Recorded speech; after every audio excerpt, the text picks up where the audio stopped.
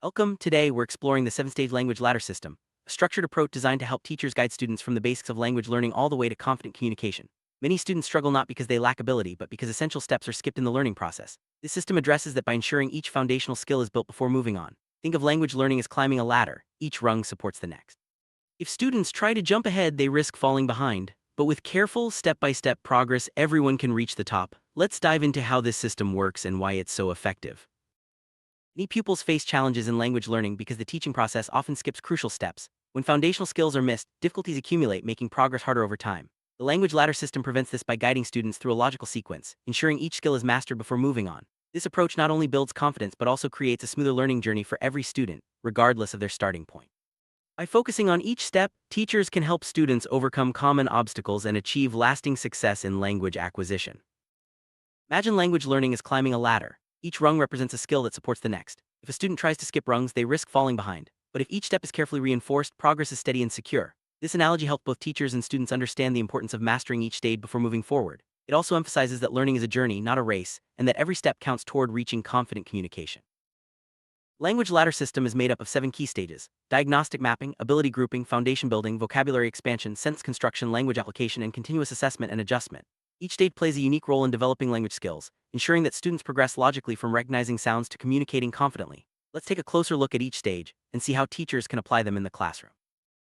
First stage, diagnostic mapping, is all about identifying each student's current language ability before teaching begins. Teachers often assume students in the same class have similar skills, but in reality, abilities can vary widely. Some may recognize many words but struggle with sentences, while others speak well but can't read confidently. Diagnostic mapping helps teachers spot these differences early, allowing for tailored instruction that meets each student's need.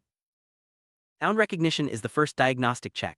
It involves testing a student's ability to recognize and pronounce basic sounds in the target language. For English, this might mean phonics sounds like b, ch, or sh. For Malay, it could be syllables such as ba or bai. In Chinese, teachers might test pinyin sounds or simple characters. If a student struggles here, it signals the need for more foundational instruction before moving forward.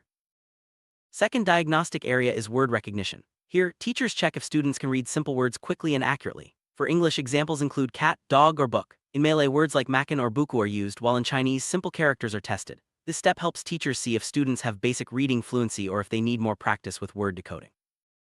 Next, teachers assess sentence reading. Students are asked to read simple sentences such as "the boy runs" or "saya suka nasi." The goal is to see not only if they can read the words but also if they understand the meaning. This step bridges the gap between word recognition and comprehension, helping teachers identify students who need more support with understanding sentences. Final diagnostic check is sentence writing. Teachers ask students to write 1 or 2 simple sentences, such as "I like apples" or "My favorite animal is a cat." This exercise reveals whether students can translate their ideas into written language. It's a crucial step for understanding each student's writing ability and planning effective instruction. By conducting these 4 diagnostic checks — sound recognition, word recognition, sentence reading, and sentence writing — teachers gain a clear understanding of each student's strengths and weaknesses. This information is essential for planning lessons that truly meet students' needs, ensuring that no one is left behind as the class moves forward. After diagnostics, the next step is ability grouping. Grouping students by their specific skill gaps allows teachers to deliver targeted instruction. Instead of simply labeling students as weak, average, or strong, teachers can form groups based on the exact skills that need improvement. This approach ensures that each group receives the right support and challenge, making learning more effective for everyone. For example, one group might consist of students who need help with sound recognition, while another group focuses on blending sounds into words. A third group may work on expanding vocabulary, and a fourth on improving writing skills. This targeted grouping allows teachers to address each student's needs directly, rather than using a one-size-fits-all approach. Ability grouping should always remain flexible. As students improve, they should be reassessed and moved to higher groups when ready. This flexibility keeps students challenged at the right level and prevents them from feeling overwhelmed or bored. Regular reassessment is key to maintaining effective groups and supporting continuous progress. Once students are grouped, it's time for foundation building. This stage focuses on teaching the fundamental mechanics of the language. For English, this often means phonics, how sounds combine to form words. For Malay, it's about mastering syllables. In Chinese, students focus on pinyin and basic character recognition. Repetition and guided practice are essential here, helping students become comfortable with basic words and sound. For English learners, foundation building involves phonics patterns like sh in ship or ch in chair.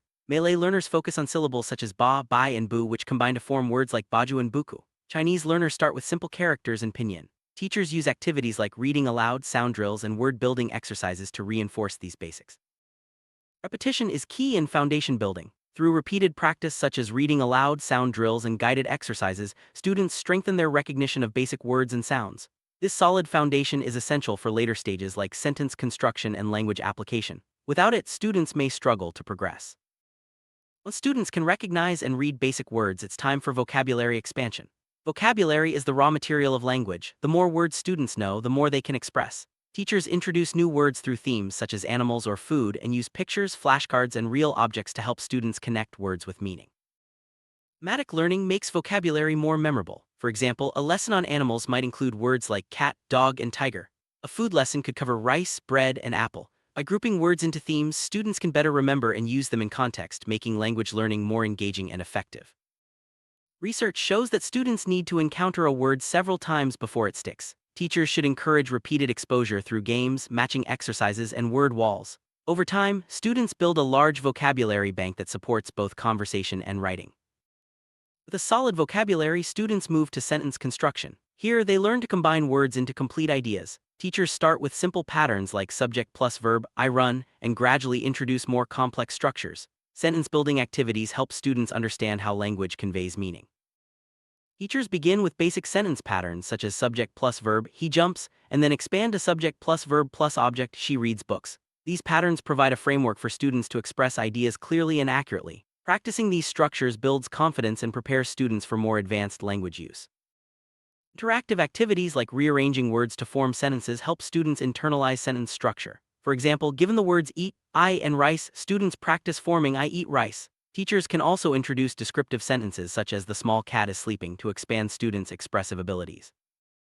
By gradually introducing new sentence structures, teachers help students move from simple to more complex language use. This step-by-step approach ensures that students are never overwhelmed and can build their skills with confidence. Over time, students learn to communicate more effectively in both spoken and written language. Sixth stage is language application, where students use language in real-life situations. This stage moves beyond isolated sentences, encouraging students to communicate meaningfully. Activities like storytelling, role-play, and short presentations help students think in the language and build fluency. Storytelling is a powerful way to encourage language use. Students might describe a picture, such as the boy is playing football, or create their own short stories. These activities help students practice vocabulary and sentence structures in context, making language learning more engaging and memorable. Role-play and simple conversations allow students to practice real communication. For example, a teacher might ask, "What is your favorite fruit?" and the student replies, "My favorite fruit is mango." These exchanges help students think in the language and respond naturally, building confidence and fluency. Language application activities are designed to build students' confidence. By using language in meaningful situations, students move from memorizing words to truly communicating. This stage is essential for developing both fluency and a positive attitude toward language learning.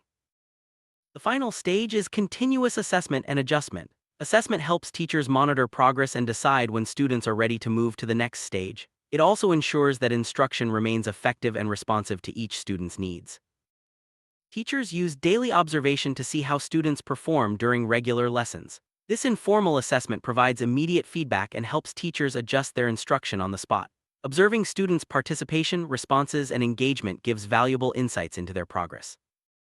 Weekly mini-checks are short assessments, such as reading a list of words or writing a few sentences. These quick checks help teachers track progress and identify areas where students need more support. Regular mini-checks keep learning on track and prevent small issues from becoming bigger problems. Monthly tests provide a more comprehensive evaluation of students' skills. These tests might cover reading comprehension, vocabulary knowledge, and writing ability. The results help teachers make informed decisions about moving students to higher levels or providing additional support where needed.